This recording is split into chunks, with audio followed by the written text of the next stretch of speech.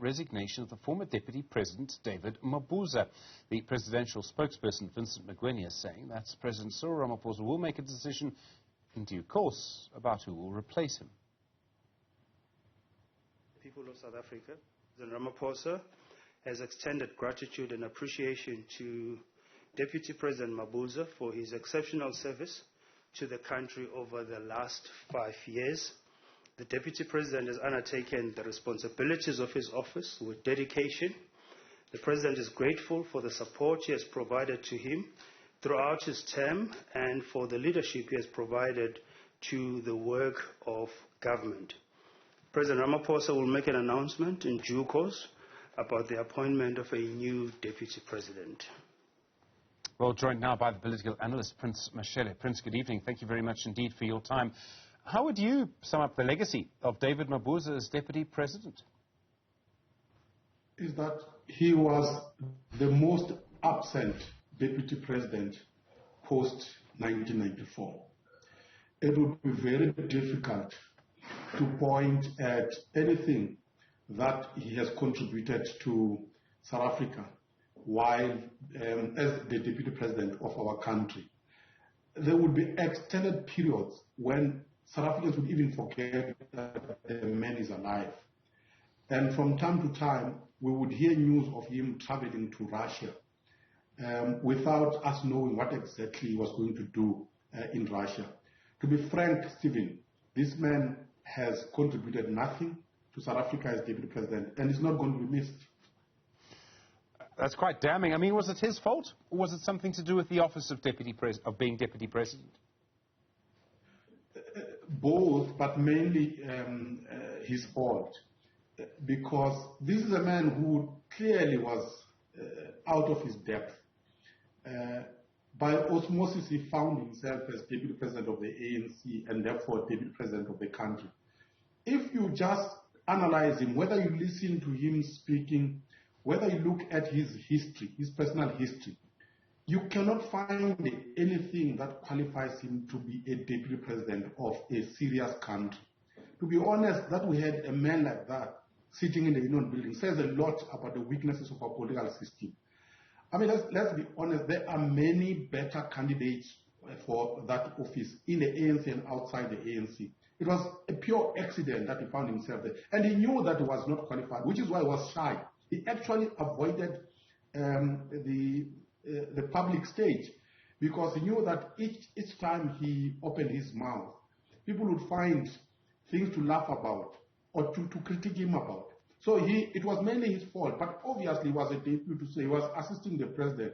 So he had to do what the president assigned him to do. But when a president knows that you have a weak deputy president, what do? You just don't give him responsibilities. Simple and straightforward. Isn't it always the case? I mean, if you look at what's happened, I mean, apart from Thabo Mbeki when he was Deputy President, it was a slightly different time.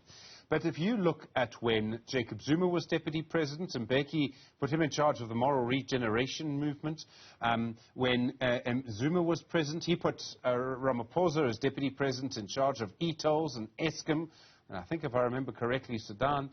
The point I'm making is, has it become a tradition for presidents to try and put the Deputy President in as difficult a position as possible? Generally, presidents don't want someone who is going to outshine the number one. So they would assign responsibilities to the deputy that are not high profile, that will not give the deputy space to project their leadership. But even in such circumstances, if you have personalities that are strong, that have the intellectual capability to lead, they find creative ways to project their presence in government. I mean, you mentioned the case of former President Thabo Mbeki when he was deputy. I mean, he was almost leading that government under Mandela because Thabo Mbeki has intellectual capacity.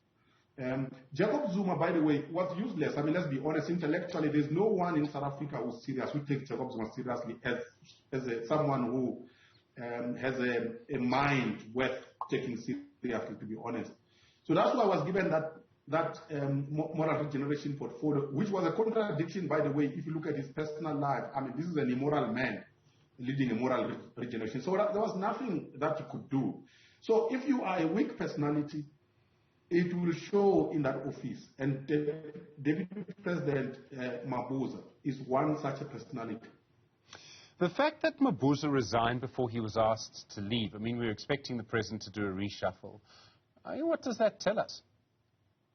It tells us that the relationship between President Ramaphosa and David Mabuza is no more.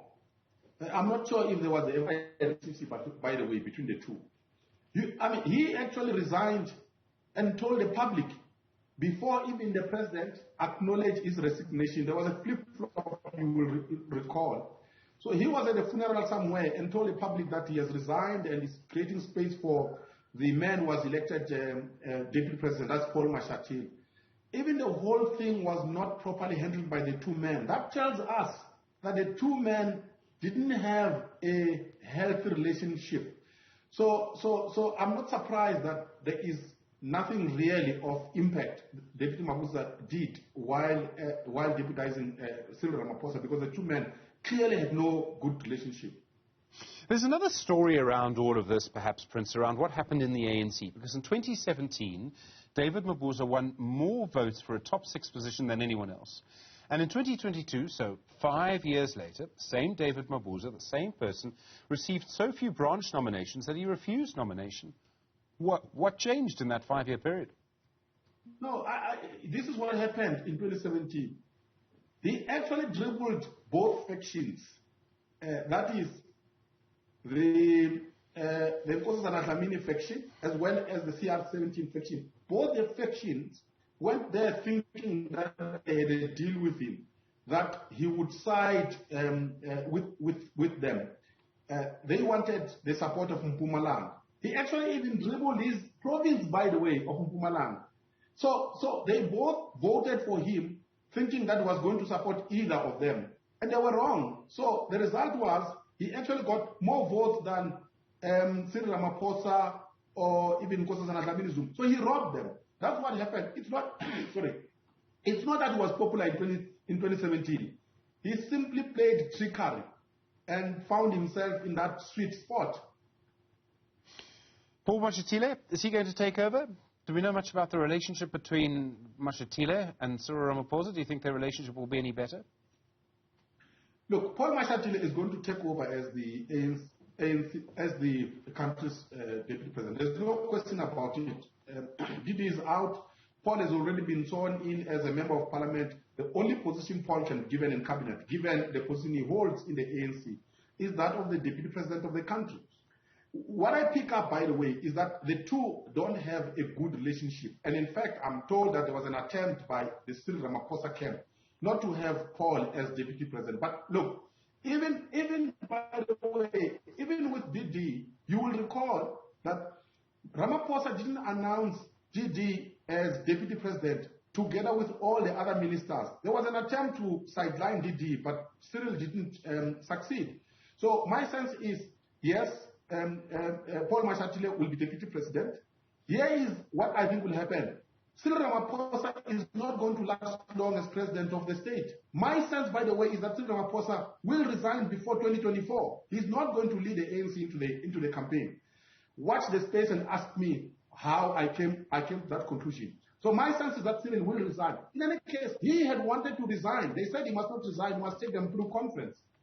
This constitutional court judgment that was pronounced today, by the way, it makes life even difficult for Cyril Ramaphosa. So he wouldn't want to be caught up in the mud.